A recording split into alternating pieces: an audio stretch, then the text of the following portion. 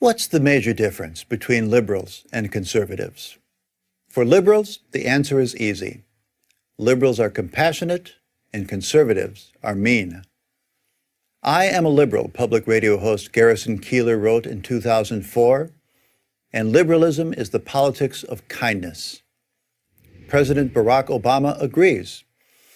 Kindness covers all of my political beliefs, he has said. Earlier in his political career, Senator Obama urged college students to broaden your ambit of concern and empathize with the plight of others. If liberalism is the politics of kindness, it follows that conservatism must be the opposite, heartless. New York Times columnist Paul Krugman contends that conservatives want to limit government spending on social welfare programs because they take positive glee in inflicting further suffering on the already miserable. Is this characterization fair? Is it accurate? Hardly. For one thing, helping others, generosity, requires resources to be generous with. To provide needy people tangible assistance, as opposed to inconsequential gestures, requires wealth. And wealth has to be created before it can be donated. This necessity, however, complicates the politics of kindness.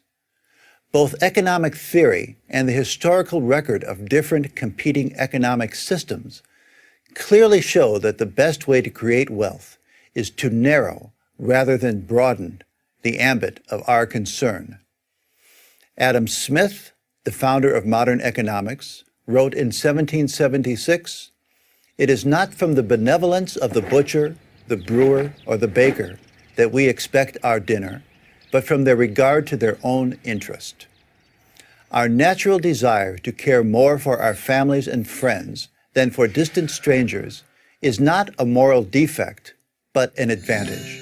Free markets and voluntary associations, such as churches and civic groups, make the most of this asset. The welfare state tears it down. There is then a glaring contradiction in the politics of kindness. On the one hand, liberals frequently criticize the selfishness of people preoccupied with building careers, businesses, and investments. On the other, liberals are bursting with ideas for all the humane things government can do by redistributing the wealth created by these so-called selfish people. There's another contradiction. Liberals champion government action as the best vehicle to alleviate suffering. At the same time, they are uninterested in the question of whether these government programs actually do alleviate suffering.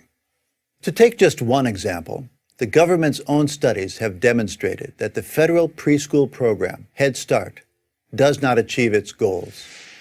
Children enrolled in it are no better off by the end of the first grade than those children who don't enroll. But this program has lost none of its liberal luster. On the contrary, liberals constantly call for its expansion. Our federal, state, and local governments spend more than $3.2 trillion per year on programs designed to prevent or relieve poverty.